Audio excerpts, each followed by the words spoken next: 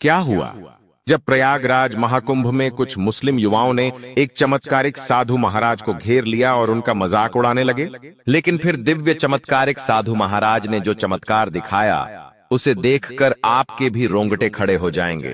प्रयागराज महाकुंभ साधु संतों के बिना अधूरा माना जाता है, क्योंकि इस कुंभ मेले में साधु संतों के स्नान से ही महाकुंभ संपूर्ण माना जाता है। हाल ही में प्रयागराज में जो पूर्ण महाकुंभ लगा है, वो 144 साल बाद आने वाला एक महाकुंभ है, जिसमें संगम में स्नान करने की बहुत ज्यादा मान्यता होती है। लेकिन जब भी सनातन धर्म में कोई मजबूती दिखाई देती है, तो वहां अन्य धर्मों के लोग इसे तोड़ने की कोशिश जरूर करते हैं, और ऐसा ही हुआ। प्रयास महाकुंभ के दौरान इस बार महाकुंभ में 40 करोड़ से भी ज्यादा श्रद्धालुओं के आने की उम्मीद है, और अभी तक करोड़ों श्रद्धालु संगम में स्नान कर चुके हैं।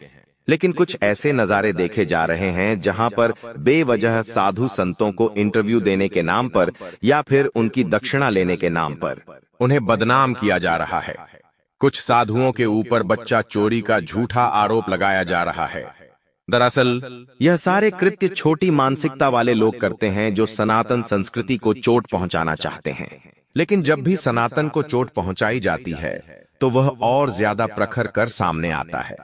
कुछ मुस्लिम लोग जो हमेशा से सनातन विरोधी रहे हैं, जब वह महाकुंभ में इतनी भयंकर भीड़ देखते हैं जो उनके जुलूसों में नहीं दिखाई देती, तो उनकी आत्मा अंदर से जल जाती है। ऐसे में वे महाकुंभ को बदनाम करने के लिए तरह तरह की योजनाएं लगाते हैं। ऐसा ही कुछ दिनों पहले एक घटना में देखा जा सकता है, जहां पर सोहेल नाम का एक मुस्लिम व्यक्ति अपने 4 से 5 मुस्लिम दोस्तों के साथ भेष बदलकर प्रयागराज महाकुंभ में पहुंचा। उसका सनातन धर्म के ऊपर बिल्कुल भी विश्वास नहीं था। वह बस वहां जाकर के किसी तरह सनातन धर्म की भावनाओं को छोड़ पहुंचाना चाहता था, साधु संतों का मजाक उड़ाना चाहता था, और दुनिया के सामने रखना चाहता था कि उनका धर्म ही महान है।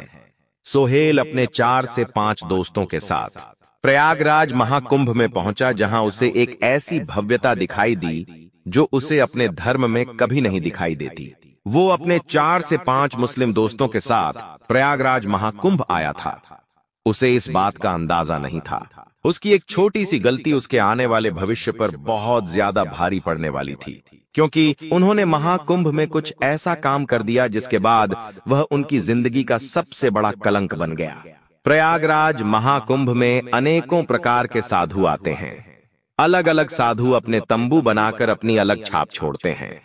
महाकुंभ प्रयागराज में कोई चाबी वाले बाबा है जो अपने साथ 120 किलो की चाबी रखते हैं। रुद्राक्ष वाले बाबा अपने पूरे शरीर पर 45 किलोग्राम रुद्राक्ष रोजाना धारण करके रखते हैं। हाल ही में IITN बाबा बहुत ज्यादा प्रसिद्ध हो रहे हैं, क्योंकि वो अपने IIT कॉलेज की पढ़ाई को छोड़कर बाबा बने हैं, क्योंकि वो सनातन धर्म की खूबसूरती जान चुके हैं कि इस दुनिया में अगर बार बार जन्म मरण के चक्कर से बचना है, तो सनातन धर्म स्वीकार करना ही होगा। और सनातन धर्म स्वीकार करते हुए हम जीवन के परम लक्ष्यों को प्राप्त कर सकते हैं। जिस इंसान को मुक्ति चाहिए होती है, वो ये बात समझता है। लेकिन सोहेल हमेशा सनातन धर्म का मजा भी आ सकता है कि जो है वो ही है उड़ाया करता था। उसे तो बस बहुत सारी वीडियो बनाकर लोगों के बीच सनातन धर्म को बदनाम करना था। इसलिए वो अलग अलग साधु संतों के पास जाकर उनके साथ मजाक मस्ती करने लगा। साधु महाराज जिन्होंने पिछले 10 सालों से अपने एक हाथ को नीचे नहीं किया था, सोहेल उनके पास गया और उनसे अनाप शनाप प्रश्न पूछने लगा कि आखिर आपने इतने सालों से एक हाथ नीचे नहीं किया है, तो आप अपने रोजाना के काम कैसे सही ढंग से पूरे कर लेते हैं? वास्तव में वो बहुत ज्यादा गलत मतलब निकाल रहा था। लेकिन उस समय उन साधु महाराज ने उसे डांट कर वहां से भगा दिया। लेकिन ये सभी साधु महाराज तो क्षमाशील थे, जो लोगों की गलतियों पर उन्हें क्षमा कर देते हैं। लेकिन इसी प्रयागराज महाकुंभ में कुछ ऐसे अधूरी पाए जाते हैं जो केवल महाकुंभ में ही दिखाई देते हैं। जैसे महाकुंभ समाप्त होता है, यह अपनी गुफाओं में हिमालय पर श्मशान घाट में चले जाते हैं, वहीं पर अपना जीवन बसर करते हैं। इन्हें ना तो सांसारिक माया से कोई लेना देना होता है, और ना ही ये खाने पीने में बहुत ज्यादा विश्वास रखते हैं। दिन भर में इन्हें श्मशान में जो मिल जाता है, ये उसे खा लेते हैं। ऐसे एक अधूरी से पंगा लेना सोहेल को बहुत ज्यादा भारी पड़ गया। जब वे अपने कुछ आवारा मुस्लिम दोस्तों के साथ महाकुंभ में इधर उधर मस्ती कर रहे थे, लड़कियों को छेड़ रहे थे, तभी उन्हें एक ऐसी अधूरी महाराज दिखाई दिए जिनके पूरे शरीर पर भस्म लगा हुआ था, जिन्होंने अपने गले में बहुत सारे रुद्राक्ष की माला पहन रखी थी।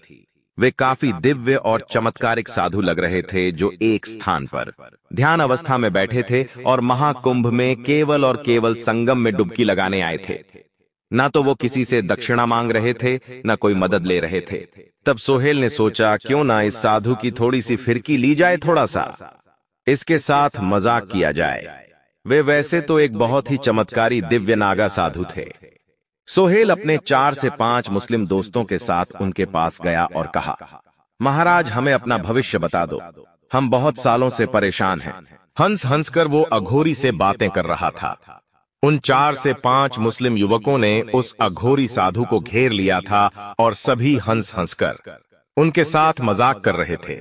उन्होंने एक छोटा सा तौलिया अपने शरीर के निचले अंग पर ओढ़ रखा था। तब सोहेल ने मस्ती करते हुए उनका वो तौलिया खींच लिया और उस जगह से अपने दोस्तों के साथ भाग गया। उसे ऐसा लग रहा था उसने बहुत बड़ा काम किया है, लेकिन उसे इस बात का अंदाजा नहीं था। अब उसके साथ कुछ ऐसा होने वाला था जिसकी उसने सपने में भी कल्पना नहीं की होगी। इस तरह से उस अधूरी का तौलिया हटाकर उसने उस अधूरी का कोई अपमान नहीं किया था, क्योंकि वे तो वैसे भी नागा साबुत है जो इसी तरह रोजाना घूमते हैं, लेकिन हर चीज की एक मर्यादा होती है। इसलिए सोहेल को सबक सिखाना बहुत ज्यादा जरूरी था। जिसके बाद उन साधु महाराज ने एक ऐसा चमत्कार दिखाया जिसे देखकर आपके भी रोंगटे खड़े हो जाएंगे। सोहेल अपने धर्म का कट्टर था। वो उत्तर प्रदेश के लखनऊ शहर का रहने वाला था। बाबा का तौलिया खींचकर उसे ऐसा लग रहा था कि उसने बहुत बड़ा तीर मारा है। सनातन संस्कृति का सबके सामने मजाक उड़ाया है अपने क्षेत्र के। अन्य अधर्मियों को दिखाने के लिए वो तौलिया अपने साथ लखनऊ ले गया ताकि वो सनातन धर्म का मजाक सबके बीच में बना सके। लेकिन रात्रि के समय उसे स्वप्न में भयंकर काले नागों ने दर्शन दिए। अचानक से उसकी नींद खुल गई। वो पसीने पसीने हो चुका था। उस रात्रि को उसे ठीक से नींद नहीं आ पाई, क्योंकि बहुत बुरे सपने उसे दिख रहे थे।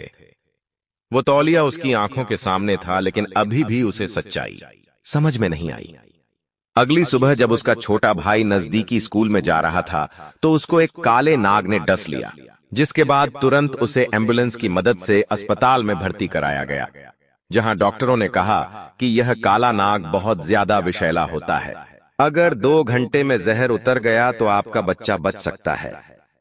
अभी भी सोहेल इस सच्चाई को स्वीकार करने को तैयार नहीं था कि यह सब उसकी गलती का नतीजा है। लेकिन अगले ही पल एक ऐसी खबर आई जिसके बाद सोहेल के साथ सभी मुस्लिमों के होश उड़ गए। उसके घर से फोन आया कि एक तौलिए पर पैर फिसलने के कारण उसकी अम्मी बहुत ज्यादा घायल हो गई है। जब वो घर आया तो देखा वो वही तौलिया था जिसे खींचकर उसने साधु महाराज का अपमान किया था। उन्होंने उन्हें घेरा था और आज भी वो तौलिया उसके घर में था, जिस पर पैर फिसलकर उसकी अम्मी घायल हुई थीं। अब एक दिन में 3 बड़ी घटनाएं देखकर सभी लोग अचंभित थे। उस समय सब सोचने लगे कि आखिर हमारे साथ इतनी मुसीबतें क्यों हो रही हैं। तब अचानक से सोहेल के एक दोस्त ने सबके बीच में एक बात रखी कि न चाहते हुए भी कल सोहेल हमें हिंदुओं के महाकुंभ में घुमाने ले गया था।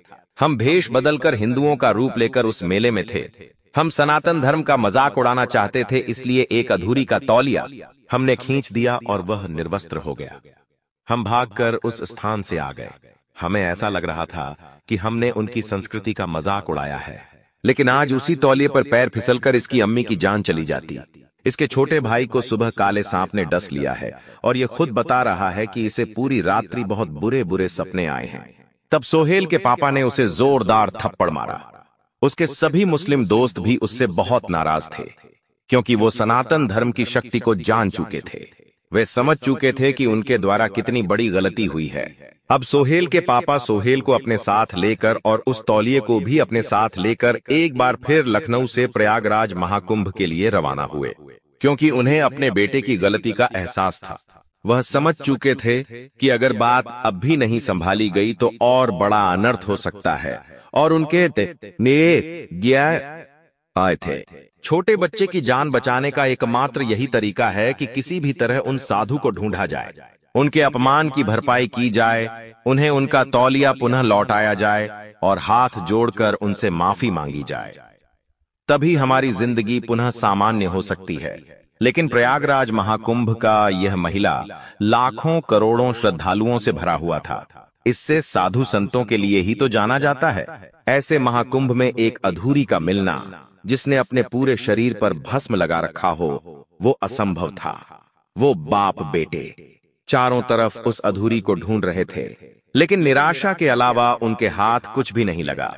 इधर डॉक्टर के फोन आ रहे थे कि मरीज की हालत हर समय बिगड़ती जा रही है, अब उसकी रक्षा भगवान ही कर सकते हैं। तब हार मानकर और परिस्थिति को स्वीकार करते हुए जब एक बाप के सामने मुसीबत का पहाड़ टूटा, तो उसने धर्म की दीवार को तोड़कर सामने स्थापित शिवलिंग के सामने हाथ जोड़कर सिर झुकाकर भगवान से माफी मांगी और कहा कि मेरे बच्चे से बड़ी गलती हुई है। आपके धर्म के एक साधु का मजाक उड़ाया गया है, हमें माफ कर दो। और वे दोनों बाप बेटे उसी जगह पर फूट फूट कर रोने लगे। लेकिन उसके बाद अचानक से वे चमत्कारिक साधु अघोरी ने सोहेल के पापा की पीठ पर हाथ लगाकर उन्हें उठाया। उस समय उनके तन पर कोई भी वस्त्र नहीं था। जब सोहेल ने उनकी आंखों में देखा तो वो समझ गया कि ये वही चमत्कारिक अघोरी है और महादेव के चमत्कार से खुद आगे रहकर उनसे मिलने आए हैं। सोहेल उनके पैरों में गिर गया और उनसे क्षमा याचना करने लगा। उसका कहना था कि मैं सनातन धर्म की शक्ति को मजाक मान बैठा था, लेकिन जब से मैंने आपके साथ वो गंदा मजाक किया है, तब से मेरी जिंदगी में बहुत उल्टी उल्टी घटनाएं हो रही हैं। मैं आपसे हाथ जोड़कर माफी मांगता हूँ। मैं आपका तौलिया अपने साथ लाया हूँ, कृपया इसे धारण करिए और मुझे नादान बच्चा समझकर माफ कर दीजिए। वो अघोरी काफी दिव्य और चमत्कारिक थे। उन्होंने सोहेल को समझाते हुए कहा कि इस दुनिया में केवल एक ही धर्म है, वो है सनातन, उससे बड़ा ना तो कोई धर्म है और ना ही इस धर्म की कोई बराबरी कर सकता है। इसके अलावा इस दुनिया में जो भी है वो मजहब है, पंथ है, लेकिन धर्म केवल सनातन है। जिंदगी में कभी भी सनातन धर्म की शक्ति को ललकारना मत, क्योंकि तुम्हारे मन में जो भाव है उस भाव को खत्म करने के लिए महादेव ने मुझे खुद भेजा है। तुम्हारी परीक्षा मेरे हाथों ही लिखी थी। तुमने मेरा तौलिया खींचा और मुझे विश्वास था कि कल तुम पुनः मेरा तौलिया खुद लौटाने आओगे, क्योंकि यह चमत्कार मेरा नहीं, साक्षात महादेव का है।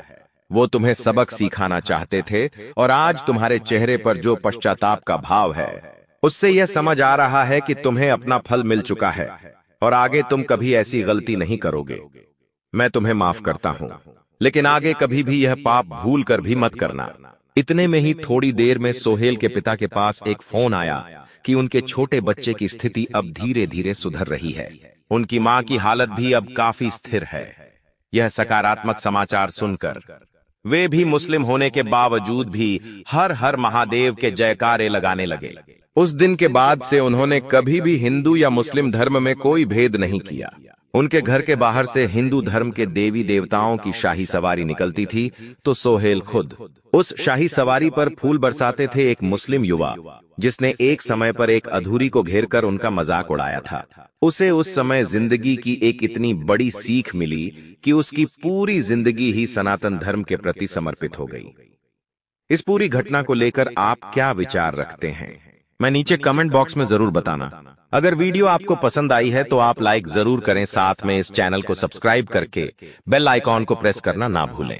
अभी के लिए सभी दर्शकों को हर हर महादेव।